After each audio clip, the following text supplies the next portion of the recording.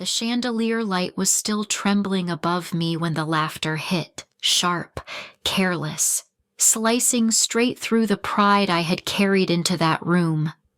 My hands were numb against the silk of my dress, and the scent of gardenias from the aisle drifted up like a reminder of everything I had paid for, everything I thought I understood. In that moment, humiliation soaked through me faster than I could breathe. If you've ever trusted the wrong person, subscribe and tell me where you're listening from, because the truth behind nights like that runs deeper than most people admit. I stood there in the glow of a celebration I had funded, realizing the floor beneath my life was cracking open. I had no idea then what it would cost me. I knew the moment would stay with me for the rest of my life, not because it was beautiful, but because it cut straight through me before I even had a chance to catch my breath. I was standing under crystal lights in a Charleston ballroom I had paid for down to the last detail, watching guests settle into a celebration I thought would honor the family I had spent decades building. I had poured almost $300,000 into that day, telling myself it was a gift, a blessing, a promise to my son that he would start his marriage wrapped in joy. But joy has a way of slipping when you least expect it. One moment I was smoothing the fabric of my navy gown, reminding myself to breathe, and the next I felt the room tilt. The bride, with all the confidence youth can grant, tossed out a comment meant to shrink me in front of everyone. She reduced me to something to be tolerated, something to laugh at, and the laughter came, careless, loud, as if my dignity were part of the entertainment. I didn't crumble. I didn't speak. I felt something inside me pull tight, almost painfully clear. It wasn't rage. It was recognition. A quiet knowing that this moment was not an ending, but an ignition. As the laughter faded, I noticed the shift, the way eyes turned toward me, then hesitated, as if sensing there was something they had not yet understood. They were right. They hadn't understood anything yet, but they were about to. The laughter was still fading when I noticed the first crack in the room's confidence. It wasn't mine. It was his. Thomas Carter, the bride's father, froze as if someone had pressed a hand against his spine. I watched the color drain from his face, watched recognition settle over him like a cold fog. In that instant, he wasn't looking at the woman his daughter had mocked. He was looking at the woman his board had just appointed to lead the company his family had controlled for generations. I didn't say a word. I didn't need to. My silence carried more weight than any outburst could have. I could see the calculations unfolding across his expression, every assumption he had made about me collapsing, every careless laugh around the room turning into something sharp and uneasy. People who had been entertained by my humiliation suddenly sat straighter, eyes flicking toward me with a hesitant respect they couldn't quite mask. It was strange, standing there in that swirl of tension and half-spilled champagne, realizing how quickly power changes the air. I didn't feel triumphant. I felt clear. The insult hadn't wounded me the way they imagined. It had illuminated the truth I had ignored for far too long. I had spent years shrinking myself to keep peace, giving more than was ever asked, believing kindness alone would be enough to earn consideration. But in that moment, surrounded by people who only understood worth when it came wrapped in authority, something inside me shifted for good. They thought the wedding humiliation was the story. They were wrong. It was only the spark. And before I could move forward, I knew I had to take the story back to where it truly began. The day I said yes, not knowing how much that yes would cost, It's strange how a moment can feel so gentle when you're living it, only to reveal its weight much later. I still remember that quiet evening in my little Savannah home, months before the wedding, when the world felt soft around the edges. The rain had been tapping lightly against the windows, and I was wrapping up a work spreadsheet when my phone buzzed with Ethan's name. Even before I answered, I sensed the excitement in him, the kind that used to spill out of him as a child when he discovered something new and beautiful. When he told me he was engaged, I felt something warm bloom inside me. In an instant, I was remembering the years of raising him alone, the scraped knees, the school projects spread across the kitchen table, the long nights when fear and hope shared the same space in my chest. I had carried him through every stage of his life with the same quiet promise. I would give him everything I could, even if it cost me sleep, comfort, or stability. So when he hesitated and spoke about the kind of wedding Savannah dreamed of, I didn't think twice. I didn't think about numbers or limits or what it might mean later. I just felt that familiar pull of love, deep and instinctive, and I said yes. Yes to helping. Yes to funding. Yes to making his joy bigger than his worries. At the time, it felt like the right kind of sacrifice, the kind a mother makes without question. I had no way of knowing that this single yes, the one spoken so easily and so proudly, would set everything else into motion. I couldn't see the fallout. I couldn't see the cracks forming. All I saw was my son's happiness. And as the memory fades, I find myself standing once again in that Charleston ballroom, surrounded by roses and candlelight, about to witness how far that yes would reach. The morning of the wedding felt almost unreal in its softness. Light spilled across my room in Savannah hues, warm and golden, the kind of light that makes you believe the day ahead will be gentle. I stood before the mirror fastening the clasp of a pearl necklace I had worn through so many chapters of my life, feeling a quiet swell of pride rise in me. It wasn't just a wedding day. It was a culmination of years spent guiding my son through every stumble, every triumph, every fragile moment between. When Ethan and I shared those final minutes before the ceremony, I felt the same tenderness I used to feel when I tied his shoelaces before school.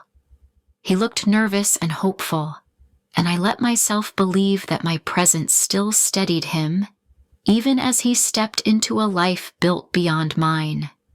The ceremony itself was breathtaking. The white florals, the low hum of strings, the soft rustle of guests settling into their seats. It all moved like a dream stitched together with grace. I watched Ethan's face soften when Savannah walked toward him, and for a brief moment, I thought everything we had worked for, everything I had sacrificed, had finally bloomed into something beautiful. But beauty can be fragile. Even then, a quiet part of me sensed a tremor beneath the perfection, a whisper I ignored. If I had known what waited beyond those vows, I might have held that peaceful morning closer, letting it warm me just a little longer before everything shifted. The Monday morning after the wedding felt sharper than it should have. The Charleston air had a bite to it as I walked toward the Carter building, its glass facade catching the early light like a reminder of everything people thought they knew and everything they were about to learn. Inside, the shift in energy was immediate. Employees paused mid-stride, their conversations thinning as they recognized me, not as the woman mocked at a reception, but as the incoming executive whose name had been circulating quietly through board documents. I felt none of the chaos that had churned inside me 2 nights earlier. What settled in my chest now was a steady, cool sense of purpose. I wasn't stepping into this role to punish anyone.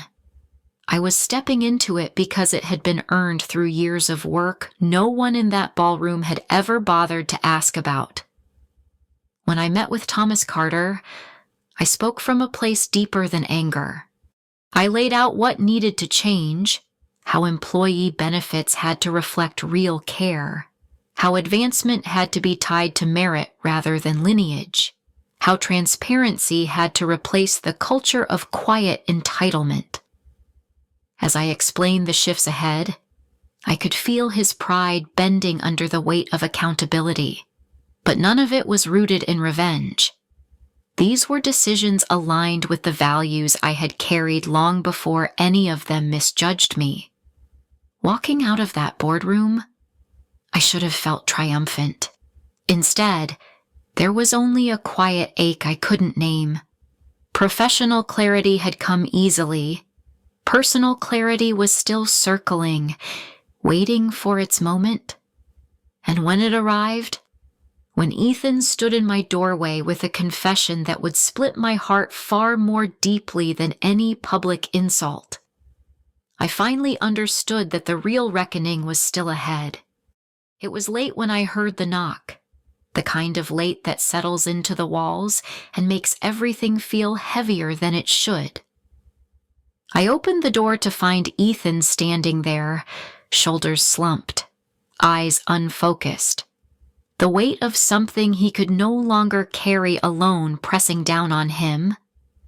Before he spoke a word, I felt it, an unraveling in the air, a truth trying to push its way out. As he stepped inside, I noticed the tremor in his hands, the way he avoided my eyes. Then the pieces began to spill. He hadn't told me he lost his job months earlier. He had been pretending to Savannah, pretending to me, pretending to himself.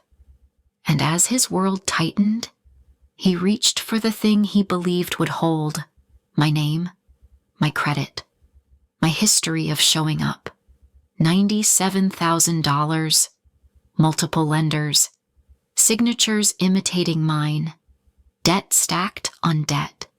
Each one a quiet betrayal carved over the trust I thought we shared. I sat there listening to the truth he had buried under pride and fear, feeling my heart crack in a way the wedding never touched. Public humiliation stings, but private betrayal steals your breath. I didn't shout. I didn't collapse. Instead, everything inside me went still. I finally saw the pattern, how my endless rescue had become his escape route, how love without boundaries had turned into something neither of us could sustain. And in that stillness, I understood what needed to happen. He would repay the money. He would face the consequences. He would learn to stand without leaning on the version of me who carried everything for him. It wasn't punishment. It was the only way either of us could grow. As he left that night, hollowed by his own choices, I knew this moment had reshaped us forever. And the next step, the dinner with him and Savannah, would test whether any of us were ready to face the truth in full. I set the dinner table with a kind of deliberate calm, choosing simple dishes and steady lighting, wanting the room to hold dignity, even if the truth sitting beneath it felt unbearably heavy. When Ethan and Savannah arrived, the quiet between us settled like a weight across the table. Their faces carried the exhaustion of the previous nights, and mine carried something colder, clearer, earned the hard way. As we ate, I found myself tracing the years in my mind, the countless times I had stepped in, patched holes, softened blows, carried responsibilities he wasn't ready to hold. I could feel Ethan shrinking under the truth he could no longer outrun. Through his posture, his restless hands, I sensed the resentment he had buried, the belief that my support somehow diminished him even as he depended on it. Savannah watched him with a dawning awareness, her understanding shifting each time another piece of their life came into focus. I stayed steady, anchored by the decision I had made the night he confessed. I told them, through a quiet monologue of clarity rather than accusation, that I would no longer be the person who absorbed the fallout. He would face the debt. He would rebuild trust. He would learn to stand without dismantling me in the process. And Savannah, newly confronted with the real foundation of their marriage, absorbed every word with silent gravity. By the time the plates were empty, something final had taken shape. I was no longer a safety net. I had become a wall. And in the days that followed, Savannah would return with a realization of her own, one that none of us could ignore. Savannah reached out to me early one morning, her message carrying a tremor I had never heard from her before. I could sense it even before I opened the door to find her standing there, eyes tired, shoulders lowered in a way that spoke of something deeper than embarrassment. It was the look of someone who had finally seen the full truth and could no longer outrun it. She told me, through the halting rhythm of someone unraveling, that she had found the forged loan papers while sorting through some of Ethan's things. She had pieced together the timeline, the lies, the fear, the performances he had staged for both of us, and in her voice, even softened into my memory, I heard genuine remorse, not for the wedding moment alone, but for the way she had let her assumptions paint me as the villain in a story she never truly understood. I listened quietly as she apologized, not with grand gestures, but with a kind of humility that felt real.